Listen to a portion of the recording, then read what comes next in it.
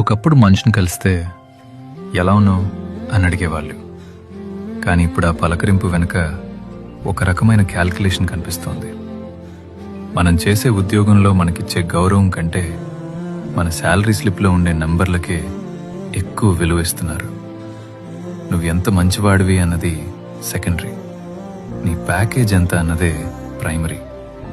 నిజంగా చెప్పాలంటే ఇది చాలా హార్ష్ రియాలిటీ. మంచి ఎదుగుదలని వాడి క్యారెక్టర్తో కాకుండా వాడి బ్యాంక్ బ్యాలెన్స్తో కొలుస్తున్నారు. మన చుట్టూ ఉన్నవాళ్లు మనల్ని ప్రేమగా చూస్తున్నారా లేక ఒక కమర్షియల్ యాసెట్లా చూస్తున్నారా అర్థం కానంతగా లోకం మారిపోయింది.